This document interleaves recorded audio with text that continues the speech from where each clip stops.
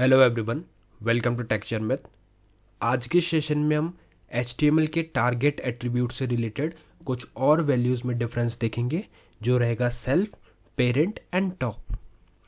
इन topics को difference में समझना सबसे इजी रहता है, क्योंकि अगर आप नॉर्मली इसको स्टडी करोगे तो आपको एक डेफिनेशन मिल जाएगा कि कैसे कौन सा पेज ओपन होता है, बट आप उसका डिफरेंस इजीली ऑप्टिमाइज वे में पता नहीं कर पाओगे।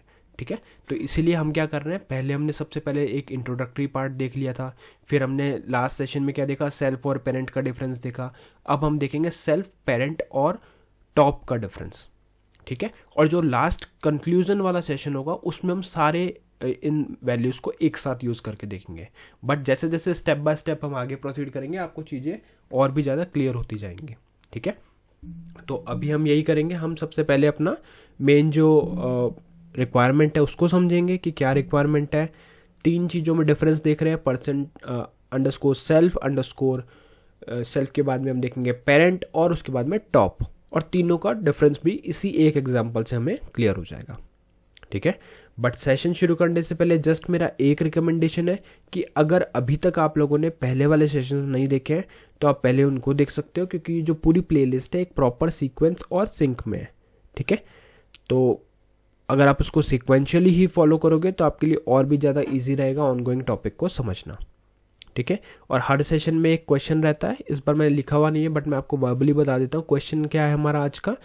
हमारा क्वेश्चन है कि हमें अंडरस्कोर सेल्फ और अंडरस्कोर पेरेंट में क्या क्या डिफरेंस पता है, वो आपको शेयर करना है कमेंट सेक्शन में। ठीक है, कि अंडरस्कोर पेरेंट कब यूज़ करना है, अंडरस्कोर सेल्फ कब यूज़ करना है। दोनों इंपॉर्टेंट टॉपिक है और ऑलरेडी डिस्कस्ड है, तो आपको लिए और भी इजी रहेगा उसको आंसर करना। बट इन केस अगर आपको नहीं पता उसका आंसर, तो आप पहले वाला सेशन देख सकते हो, क्योंकि वहाँ हमने ये ऑलरेडी डिस्कस किया हुआ है डिटेल में। ठीक है, तो अभी के लिए हम हमारे मेन सोर्स पे फोकस करते हैं, जहाँ पे हम तीन चीज़ों में डिफरेंस देखेंगे। टारगेट एट्रीब्यूट का, अभी हमारी सीरीज क्या चल रही है, फॉर्म एट्रीब्यूट्स के बारे में, उसमें से हम स्पेसिफिकली टारगेट पढ़ रहे हैं। और टारगेट में भी हम पढ़ रहे हैं क्या, सेल्फ, पेरेंट और टॉप। ठीक है, तो इसके लिए हमें 3 पेज की नीड रहेगी। अब जिन्होंने लास्ट सेशन देखा उनको पता हुआ कि हम क्यों यूज़ कर रहे हैं 3 पेज। पहले हमने 2 यूज़ किए थे, 2 डिफरेंस समझने के लिए। अब 3 चीज़ों का डिफरेंस समझने के लिए 3 पेज यूज़ कर रहे हैं। ठीक है, तो सबसे पहले बात आती है फर्स्ट पेज की, कि फर्स्ट पेज में हम क्या डिज़ाइन करेंगे। तो फर्स्ट पेज में हम रखेंगे अपनी एक आई फ्रेम को। ठीक है, तो यहाँ पे अगर आपको मैं कोड दिखाऊं तो कोड बहुत ही सिंपल सा हमने लिख के रखा है। एक हेडर में हमने डाला हुआ है टाइटल टेक्सचर मैथ, जो पेज के ऊपर शो होगा। फिर एक हेडिंग रखी है हमने HTML बाय टेक्सचर मैथ, और एक हमने हेडिंग दी है पेज 1। ठीक है, इतना हमने डाला हुआ है। इसके अलावा सिर्फ आपको यहाँ पे एक आई फ्रेम ऐड करना है। तो आई फ्रेम कैसे ऐड करोगे, आई फ्रेम लिखना है। जिन्हें नहीं पता आई फ्रेम क्या होता है, तो सिंपलेस्ट वर्ड में बता देता हूँ। आई फ्रेम एक ऐसा एलिमेंट है जो हमें अलाउ करता है हमारे एक HTML पेज के अंदर दूसरे HTML पेज को शो करने के लिए। अदर लैंग्वेज में कह सकते हैं कि element which allows us to embed another HTML page is known as iframe element. ठीक है, डिटेल में और भी पढ़ेंगे जब इसके बारे में पूरा पढ़ेंगे, बट अभी के लिए सिर्फ हम एक शॉर्ट डेफिनेशन देख रहे हैं, क्योंकि हमें सिर्फ इसका यूज़ करना है यहाँ पे। तो ये आई फ्रेम क्या करेगा, इस पेज के अंदर दूसरे पेज को शो करेगा। बट उसको कैसे पता चलेगा कि कौन सा पेज शो करना है, तो उसके लिए हम यहाँ पे यूज़ करते हैं SRC। मैं बताता हूँ कैसे। यहाँ पे आपको आई फ्रेम में जाना है, इधर लिखना है SRC, और इस SRC में हम लिखेंगे उस पेज का नेम जहाँ पे जिसका कोड इसको रेफर करना है। तो यहाँ लिखेंगे TSPGM 82 नहीं 83 आएगा अभी, है ना, 83_v1.html ऑलरेडी है, तो v2 पे हम इसको रेफर करेंगे। क्लियर हो गया। अब इसके बाद में इसकी विड्थ सेट करनी है, तो विड्थ डाल देते हैं 100%। फिर इसकी हाइट सेट करेंगे। बहुत इजी है, कोड टफ नहीं है। आपको नंबर ऑफ पेजेस ज़्यादा लग रहे हैं, बट कोड बहुत ही सिंपल लिख रहे हैं हम। ठीक है, एक एक एलिमेंटेड लेगा। यहाँ पे आ जाएगा इसकी हाइट डाल देते हैं हम इसके लिए, फॉर एग्जांपल 300 या 400 डाल देते हैं। ठीक है, तो ये हमारा आई फ्रेम रेडी हो गया। इसको करेंगे अभी सेव। एक पेज में बस इतना ही हमारा कोड है। क्या किया हमने, एक आई फ्रेम बनाया, उसको रेफर किया किससे, v2 से, और उसमें 100% हमने विड्थ डाल दी और हाइट डाल दी 400 पिक्सल, इसमें आएगा px। सेव करते हैं एक बार इस कोड को और इसका आउटपुट देखते हैं। तो इसका आउटपुट कुछ इस तरह से हमें दिख रहा है।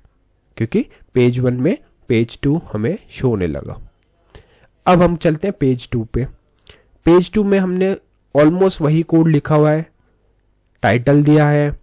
टाइटल और दिखा देता हूँ आपको, टाइटल ऊपर यहाँ पे आ रहा है, ठीक है, इससे कंफ्यूज मत होना। टाइटल है हमारे पास, हेडिंग है HTML बाय टेक्सचर मेथ और पेज 2 का हेडिंग है। अब हम क्या करेंगे, एक और आई फ्रेम ऐड कर देंगे यहाँ पे, क्योंकि यहाँ पे हायरार्की मेंटेन करना इंपॉर्टेंट है तीनों का डिफरेंस समझने के लिए। तो यहाँ पे लिखेंगे फिर से SRC। इस बार हम किस पेज को रेफर करेंगे, थर्ड पेज को। तो यहाँ लिखेंगे TSPGM 83 v3.html, ठीक है, ये आ गया पेज हमारा।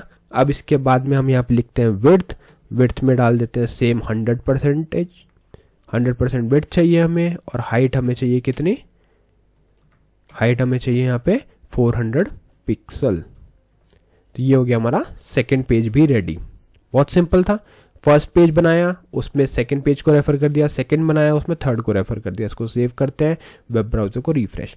तो अभी आपको दिख रहा है पेज 1 है, पेज 1 के अंदर एक आई फ्रेम है जहाँ पे पेज 2 है, पेज 2 के अंदर भी एक आई फ्रेम है जहाँ पे पेज 3 है। अब पेज 3 में ज़्यादा कुछ लिखा नहीं है, तो पहले वहाँ जाके थोड़ा सा कोड बनाएंगे जिससे और प्रॉपरली आपको दिखे। तो यहाँ पे लिख देते हैं तो heading HTML by Texture Math, save करेंगे इसको, वेब ब्राउजर को रिफ्रेश करेंगे।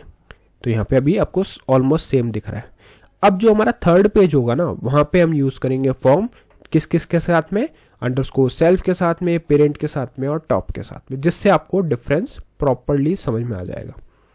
तो स्टार्ट करते हैं। पहले तो हम क्या करेंगे, एक कमेंट डाल देते हैं जिससे हमें पता चले कि हम कौन सा यूज़ कर रहे हैं। तो यहाँ पे लिखेंगे, कमेंट आ गया, यहाँ लिखेंगे form using target equal underscore self. तो ये आ गया अपना सेल्फ का टारगेट। फॉर्म बना लेते हैं फटाफट से, यहाँ आ जाएगा फॉर्म के अंदर हम लिखेंगे एक बटन। तो ये आ गया बटन के लिए लिख देते हैं सबमिट, और इसके साथ में लिख देते हैं अंडरस्कोर सेल्फ, जिससे आपको इंडिकेट हो जाएगा कि कौन सा हम यूज़ कर रहे हैं, ठीक है। तो यहाँ पे अभी एक टाइप दे देते हैं, इसको टाइप आ जाएगा सबमिट। बाय डिफॉल्ट भी सबमिट ही होता है, बट फिर भी बेटर है लिखना। ये हो गया। एक इनपुट बटन चाहिए, इनपुट फील्ड चाहिए इसके साथ में, एक इनपुट फील्ड दे देते हैं इसको।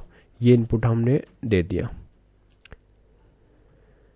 इनपुट, यहाँ पे हमारा स्पेलिंग गलत है, ओके, हाँ, तो इनपुट आ गया। इनपुट में भी टाइप देना होता है, तो टाइप देंगे यहाँ पे। पहले टाइप आ जाएगा टेक्स्ट हमारा, फिर हम देंगे यहाँ पे नेम में आ जाएगा यूज़र नेम, फिर आ जाएगा प्लेस होल्डर, यहाँ भी आ जाएगा यूज़र नेम। तो ये हमारा रेडी हो गया, ठीक है। तो ये फर्स्ट वाला हमारा रेडी हो गया। तो एक एक करके डिफरेंस आउटपुट देखते चलते हैं जिससे क्लियर होगा। तो सेल्फ के केस में क्या होगा, सिर्फ जिस पेज में ये है उसी के पेज के कंटेंट को, उसी आई फ्रेम के कंटेंट को रिप्लेस करेगा। कैसे, यहाँ पे लिख देते हैं अमित, क्लिक किया सबमिट पे। ओके सॉरी, हमने फॉर्म में अभी चीज़ें स्पेसिफाई नहीं की, तो पहले फॉर्म में चीज़ें स्पेसिफाई कर देते हैं। एक्शन TSPGM 10 जो हर बार हम वहाँ पे मूव करते हैं, और इधर लिख देते हैं अपना एक और कोड जो है टारगेट एट्रीब्यूट, यहाँ रखेगा सेल्फ, ठीक है। सेव करते हैं, रिफ्रेश करते हैं, यहाँ पे लिखेंगे अमित, क्लिक करेंगे सबमिट पे। तो अब आप देख रहे हो सिर्फ वही, कौन सा, पेज 3 का आई फ्रेम रिप्लेस हुआ, क्योंकि वो पेज 3 में फॉर्म बना हुआ था। क्लियर हो गया। सेल्फ में क्या हो रहा है, सिर्फ पेज 3 का कंटेंट रिप्लेस हो रहा है। अब इसको करते हैं कॉपी टाइम सेव करने के लिए, और यहाँ पे कॉपी करके एडिट कर देंगे। सेल्फ की जगह पे आ जाएगा आपकी बार पेरेंट, और वहाँ पे भी आ जाएगा क्या, पेरेंट, ठीक है। ये हो गया पेरेंट, और इसी के साथ में यहाँ भी हम लिख देते हैं अंडरस्कोर पेरेंट, ठीक है। सेव करो, वेब ब्राउजर को रिफ्रेश करो। इस बार क्या होगा, यहाँ पे हम जो भी डालेंगे, फॉर एग्जांपल अमित, और सबमिट करते हैं पेरेंट पे।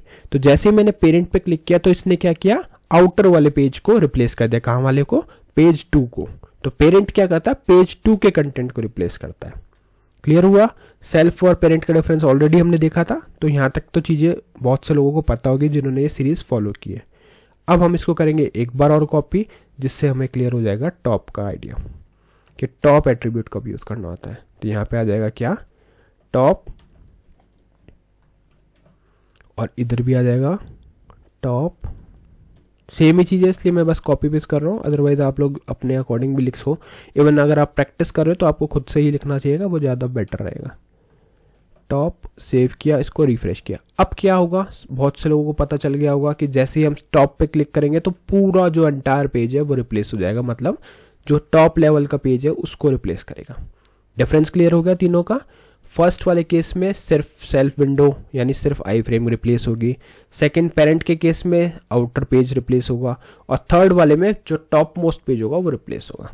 तो इस तरह से जैसे जैसे आपकी हायरार्की होगी उस अकॉर्डिंग ये चीज़ें वर्क करेंगे। और इसीलिए हमने यहाँ पे 3 पेज बनाए, क्योंकि 3 पेज बिना आप ये चीज़ प्रॉपरली देख नहीं सकोगे। होता तो वही है, अगर सिंगल पेज में भी मैं पेरेंट लिखता हूँ, टॉप लिखता हूँ, तो वो जाएगा उसी पे ही, बट वो विजिबिलिटी नहीं आती। बट अभी आपको यहाँ पे पूरा प्रॉपरली विजिबल हो रहा है कि कैसे ये चीज़ें वर्क कर रही है। तो आई होप ये सेशन क्लियर हुआ होगा। नेक्स्ट सेशन में एक कंक्लूजन सेशन भी बनाएंगे हम, जिसमें हम पूरा अब तक जितने भी एट्रीब्यूट डिस्कस किए वो सारे एक साथ डिस्कस करके उसका आउटपुट देखेंगे। ठीक है, तो आई होप ये सेशन क्लियर हुआ होगा। नेक्स्ट सेशन में बाकी टॉपिक डिस्कस करेंगे। So thank you for watching टेक्शन।